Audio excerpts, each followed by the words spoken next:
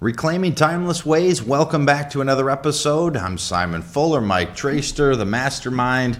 Always good to have you in-house and talking about another topic. What are we doing today? Oh, well, I figured we'd walk barefoot on thorns.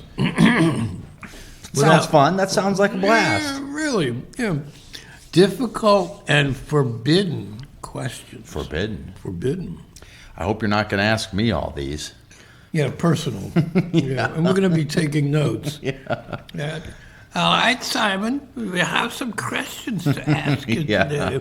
I feel like the light, and Sorry. I've just been stuck. I'm in question for a murder investigation. I've got the hot lamp over me right now, Mike. And the little meter on the wall, every time you lie, it will indicate it. So you'll be in a great deal more trouble. Mm-hmm. All right, first forbidden question. We're going to leave Simon's misadventures out of it because if we deal with his, then we're going to have to deal with mine. It will be worse. Misadventures. He gets a pass. All right, here's the first question. Who tempted Satan? I honestly don't know. Neither do I. There is no mention of any being in the Bible that I just knew he was the tempter. Where'd that corruption start? Right. He was the tempter. Right. What was the source? All I know, my very imperfect knowledge, is that he was proud. Yeah.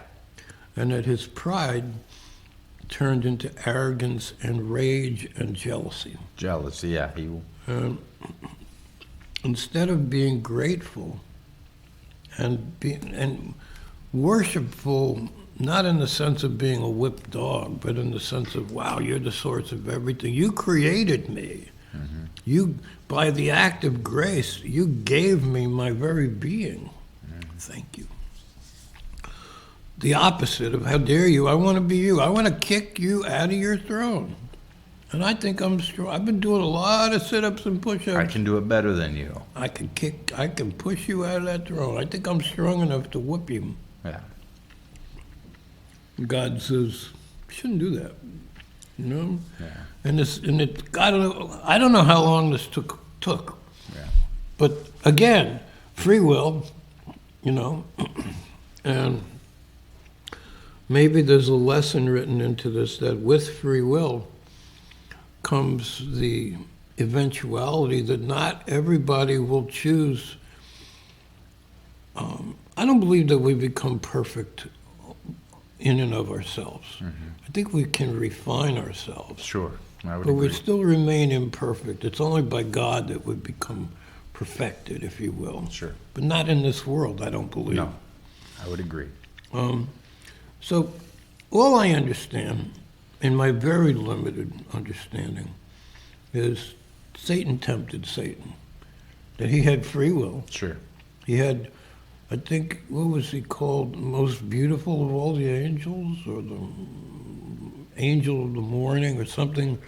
I don't remember the terms, but he was a great archangel, very beautiful, brilliant, maybe as brilliant and as powerful as almost any. And he went into this state of obscene moral hatred and revolution against his creator. Mm-hmm. And then, as his final act of rage, he decided to take the whole of creation and tempt it away from God, to strike out. So he strikes through us at God. Mm-hmm. He wounds God, or tries to, by wounding us, by luring us into this filth with him. Yeah. So, is there a deeper source than that we don't know about, that's beyond our ability to grasp?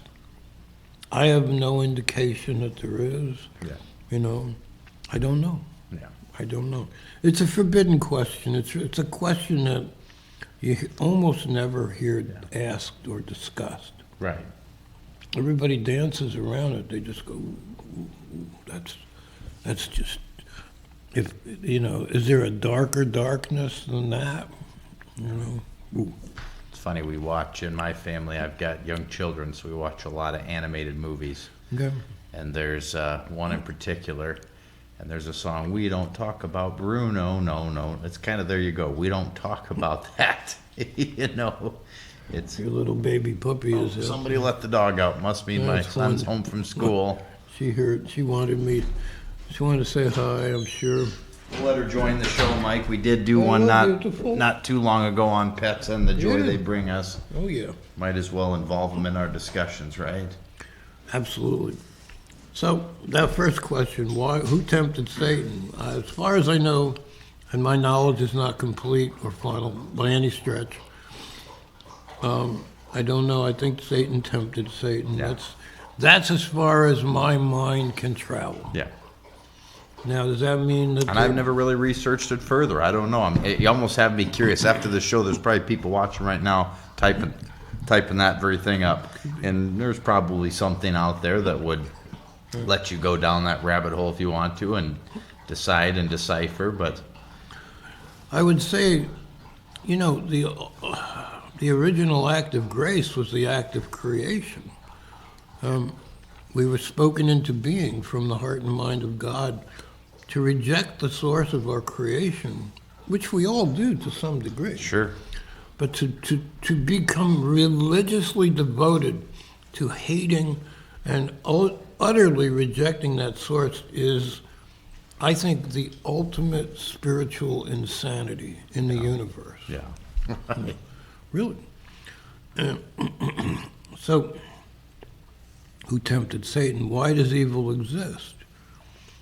It exists because, again, well, let's hear your idea on that. Why does evil exist? Well, I think it piggybacks off of what you were just talking about. I mean, it exists, and as you're talking about the devil and Satan, I'm thinking how often, and I've also got a son, so I watch a lot of Marvel movies and things like that. That's superhero versus villain, and there's always the villain who has this belief and well, usually a desire to be the all-powerful, of take over this area or this planet or this solar system, etc. And they also have this jaded vision of what it should be. In other words, Thanos in the Marvel movie, I believe that half the population should be wiped out, and he had justified why. So he thought he was doing everybody good through his evil, insane act.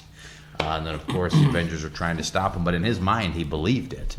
So when you talk about evil, when you talk about Satan, there was probably a belief similar to that, or that mindset. If you I can do it. lust for a particular kind of hatred or gain profit, illicit profit enough, you can rationalize almost anything. Yeah. And that's essentially what happens to a point of that jealous and greed that we see on earth all the time that leads to that corruption. But why does evil exist? I wish it did to an extent. But I think because we do have always that force battling against God. I mean, I don't know sounds pretty simplistic, and I think it is that simple. It's Satan. Yeah, I think, and he was a liar. I Right. mean, if you make a list of 10 rules and they're woven together, like 10 strings make a piece of loose fabric, right? So 9 truths and 1 lie, but they're all interwoven, then the whole fabric becomes a lie. And you're right, with the jealousy working through people. I'm thinking of like a divorced couple Right. who have children. Okay. And they use the children as the swords to attack one another. And that's essentially what this is. Right, it is. We are those children, and he's using us to attack. We're the swords. because he's proud and he loves us. God, that is, loves us greatly. And Right. he knows that's the way to get to him. I remember when my divorce was taking place, we went through a class about protecting kids, and I paid attention. I'll just leave it at that. They said, never use a child as a weapon, Yeah. and it's true, Yeah. And I remember for many years saying to my son, yes, there are things that somebody does that are wrong. Have you ever considered the things they do that are right? Yeah. Right. As much as I detest those wrong things, Right. can you also look, let me turn this off. Like you have to look at both. Yeah.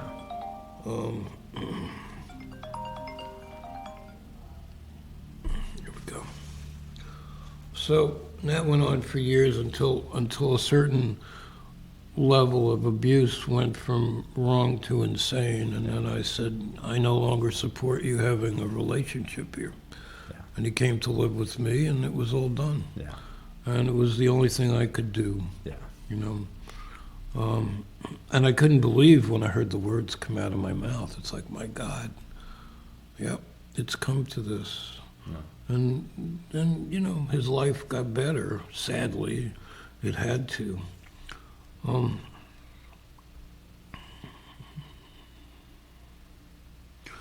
There was a fellow I had for a patient, and he always had these dark, dark circles under his eye, around his eye, just kind of wild-looking guy, crazy, evil-looking. And people would complain at the night shift that there was phenomena happening in his room and around, like a fire extinguisher flying off the wall and bouncing down the hall. I don't know what that, maybe he did it, I don't know. But I asked him once if he had ever prayed about, well, first I asked him if he believed in God, which I wasn't allowed to ask, because religion was off topic, which was crazy. Because if you believe, if you worship darkness and you're not allowed to discuss that, how are we going to ever get to the core of your difficulties, right? Mm-hmm. So anyway, I figured out a way to lure him into the question, and then we had an open conversation. We wound up meditating on the Lord's Prayer, one sentence at a time. What I told him, I said, has anybody ever done this prayer? Yeah, we did it. And so what happened? Not a damn thing. It didn't work, didn't do a damn thing. I said, oh, okay, so you said the words and nothing happened, right? Yeah, exactly. And I said, why would it? What if you said it in Greek and you didn't know? If you're not focused on the meaning of the words, oh, I never thought of that. I said, we have time. Do you want to play with it? Okay, I got nothing to lose. So he saw I wasn't trying to shove it down his throat. Right. We did an experiment. So we discussed the meaning of each line. Our Father who art in heaven. Who is that? Where is he? Hallowed be what does hallowed mean? So we said it, we discussed it, we described each sentence, every word. And then when we were all done, I said to him, okay, so we're going to, are you pretty clear on the meaning of each sentence? Have we explored them sufficiently? And he said, yeah. And I said, because if you want to go over more, we'll go over more. No, I'm good. I said, okay. I said, I'm going to say the prayer, and what I want you to do is quiet yourself inside and meditate on the meaning of each sentence. Mm-hmm. So he said it way slow, and he meditated on it. And when his eyes opened up, he was peaceful. And it was weird. It was beautiful, but it was shocking. I didn't have any idea. This was not like something I read in some book of formulas. It was just like, let's try this, an idea that came to me, maybe from a higher, smarter place. And started getting reports that he was like happier, more at peace, that the darkness was leaving him. But there was a question that I had asked him before it all started. I said, can I ask you a question? I think his name was Tom. He's like, sure. I said, what? Do you believe in God? No, I don't believe in God. Got really angry. I said, well, let me get this straight. When I ask you that and you get angry, is that because you see so much evil in the world? Exactly right. Just furious, right? And I said, so the evil in the world offends you? Yes, it does. It offends you deeply. It's horrible, isn't it? Yes, it's horrible. Okay. I said, obviously you feel really strong conviction about that. Yes. I said, so do you believe that the evil has a source, like a being, a person, a super being? Absolutely. And he was irate that I really would even ask. It was so obviously true, right? Right. I said, okay, I agree with you. I said, so let me ask you the next question. He's like, okay. And he's getting open, right? He's like, it's almost like somebody's fishing in a dead pond and all of a sudden there's a big fish, right? And I said, if there is this conscious, literal being, a being of power and thought, who is the author and the origin of evil, is he there by himself or is he fighting against something opposite?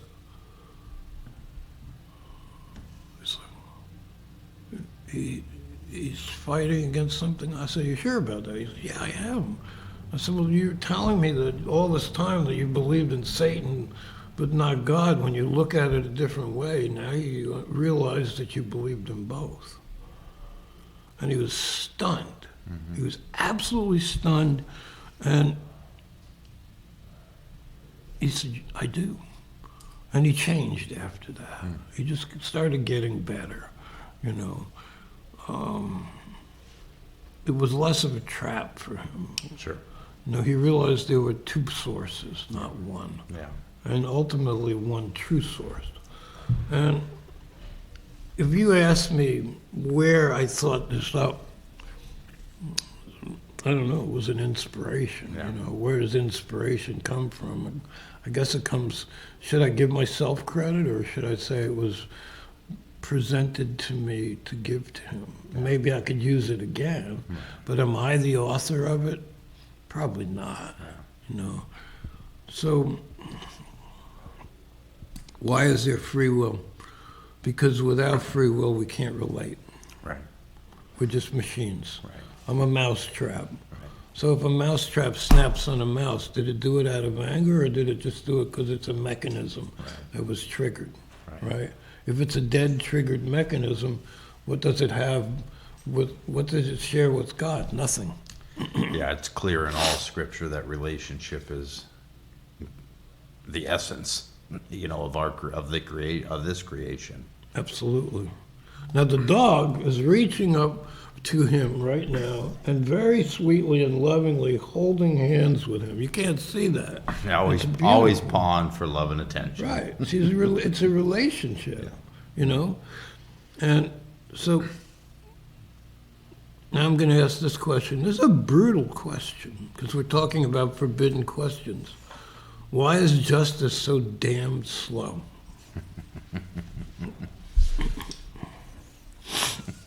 Boy, how do you answer this one?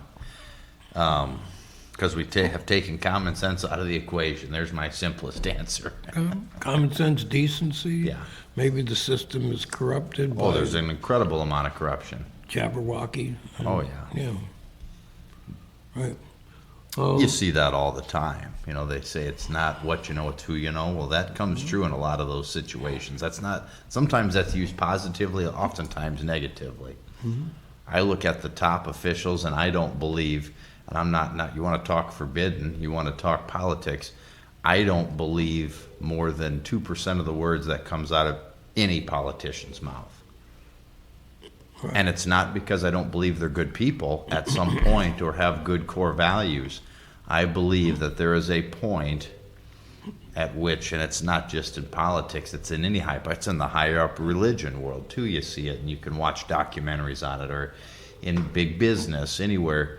You get to a certain point, and you will be corrupted by. It just is almost inevitable. It's like the buying and selling in the temple. Yeah. It exists. So why is justice slow? Well, I think there's a couple other reasons, other than the ones you're articulating so well. I think slow justice can be a real bitch. Ultimately, we're in a hurry. Yeah, And we're in a hurry because we have a compressed view of time. that I agree with. God is not in time. Time is in God. So, in So you're talking not human justice in this respect. Right. You're talking true justice, yep. not going to a courtroom and saying guilty or not guilty. Yeah, well, we want that. Right. We want to see the evidence of Right. it, you know. But you are correct. When you look at it on a higher level, I would agree with that completely. That in the court of eternity, We're a blink. we're blinking. And in God's eyes, we're like on this line of time is linear to us. To God, all the past, the present, and the future is in the now. Right. We can't even grasp. I Right. can say it, but I can't. Right. When you truly try to think of that, that's almost impossible No, I can't. to It's grab. like telling you what gravity is. Right. I don't know. It means that things kind of pull towards each other. How? I don't know. It's as good as I can get. You Right. know, I'm done. Right. So why? I don't know. But I know that God's time is different than ours, which is frustrating. I wish it was Right. quicker. You know, why do all those people have to suffer in wars? You know, do all roads lead to God? I think, yeah. Even the broken ones. Now, that doesn't mean we're going to open that door. So if that's true, do all highways lead to New York City? No, So how is it different? because New York City's not the creator. God is. Okay. That's how I interpret it. Now, you know, it's interesting because at the end of a lot of roads, there is bad. Do I believe that God is the creator of bad? No.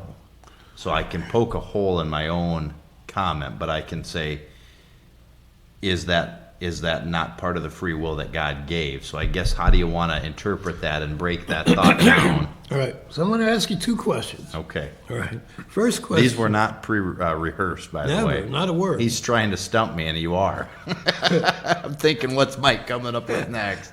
Okay. I'm not trying to stump him, but I do want to see. I want to watch his mind flower, Or wither. or both. If I could Okay. turn the camera, I've got some tulips that are doing All what right. my So the brain. first question is: do all roads lead to God? The second question is: might all roads lead towards God? Yeah, maybe that's a better way for me to. I can get behind the second better, I think. Okay. Do So they all lead roads- to him? Maybe not necessarily directly to him. Right. So I might make 100 wrong turns and finally, in spite of my geographic grotesque incompetence, stumble into New York City Right. because of grace, Right. somebody's mercy, right? No, stay on this road. You know, you'll get there. If you keep making a left turn, you're never going to get there. Right. Are you sure? But I want to keep making left. You can make left turns, but you're going to wind up driving off a cliff. Even if I don't want to? Yeah. Yes. Oh.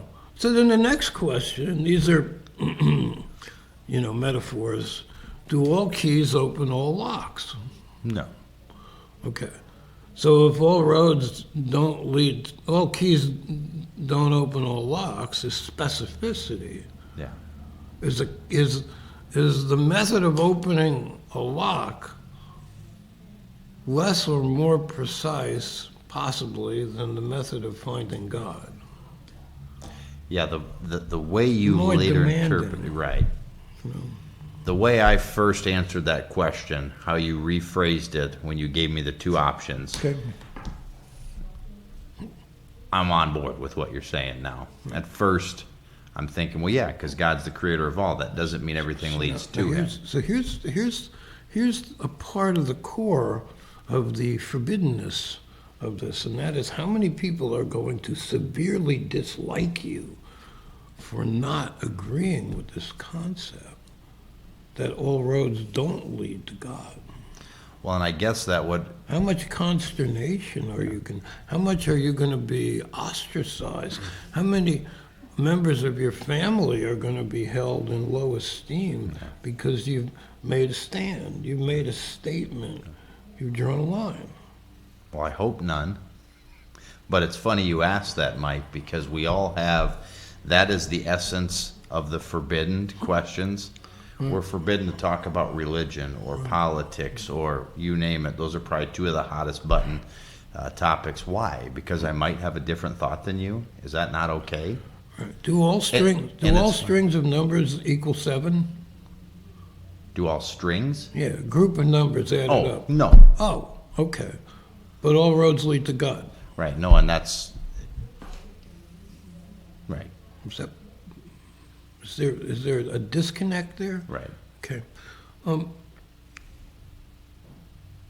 So we're examining our foundations, Right, our emotional foundations that we present to the world for acceptance. Sure. Might or might not bring us to truth, depending on what drives us and what we're afraid of. Right? right, I'm afraid of ostracism.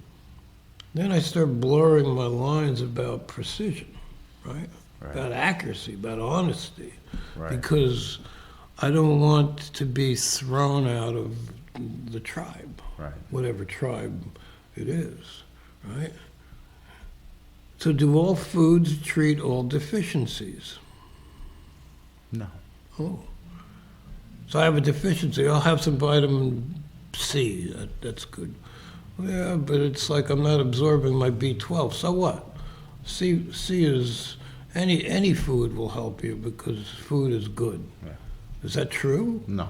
It's incompetent, right? Now, my daughter would say, wishful. she would say yes, because she wants to always eat sugar. Okay, So she wants that to be true, Mike. right. But it's not. I want it to be true, therefore it must be. And I'm going to pitch a fit if you don't agree with me. I want ice cream. So is natural always safe? No. Oh, uranium is natural. It's not safe. Right. A lot of mushrooms out there, and plants and insects. Right. They'll kill you. Oh yeah, Amanita, death cap mushroom. Yeah. Boy, say goodbye to your liver, Yeah. and then say goodbye to the world. Right. You know. Does the fact that you've been absolutely and utterly, proudly and successfully, socially successfully certain of something make it so? Say that question again. If you have been certain beyond any question, any shadow of a doubt of a specific statement, and you have presented yourself as a wall of truth and virtue, and you've done it for a half a century, Sure. does that assure that you were correct? No. Okay. So do all roads lead to God? Right.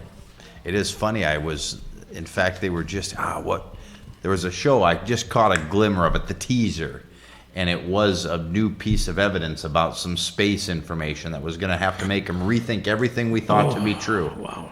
So that's literally exactly what you're saying.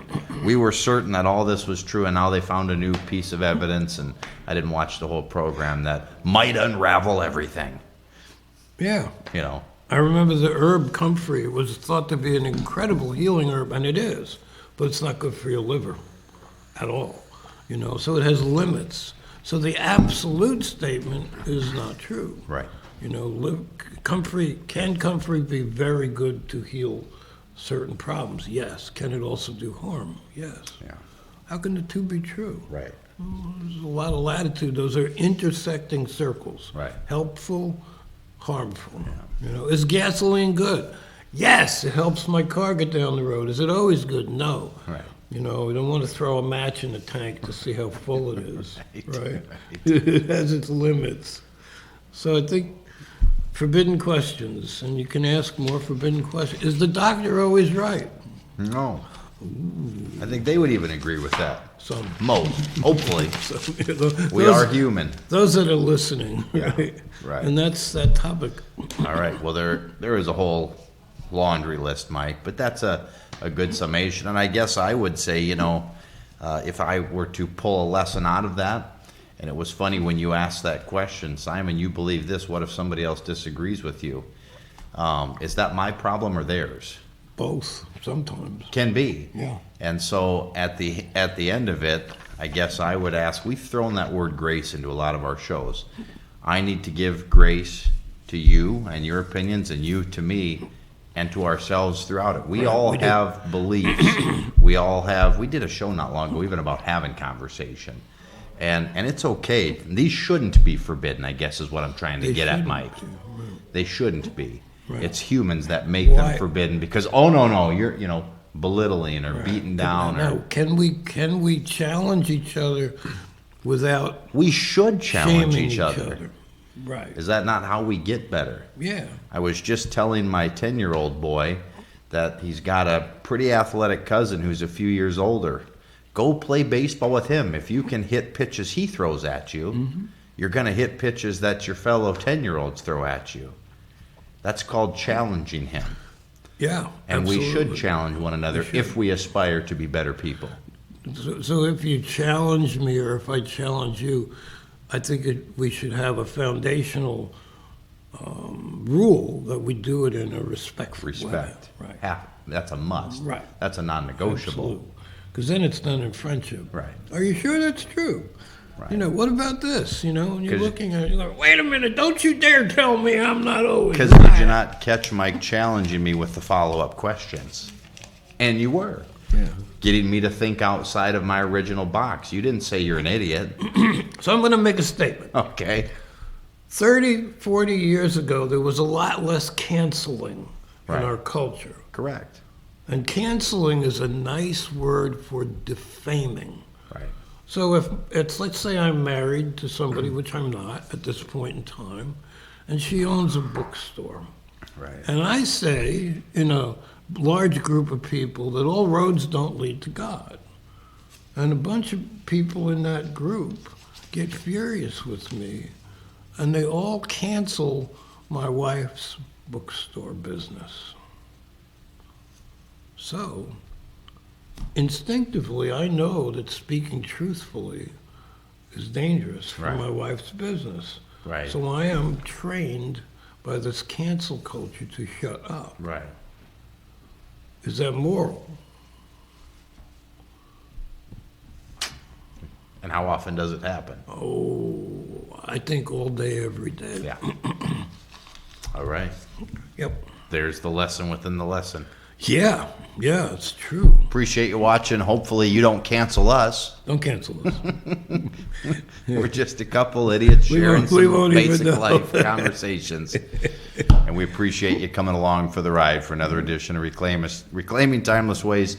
Until next time, have a great day. Take care.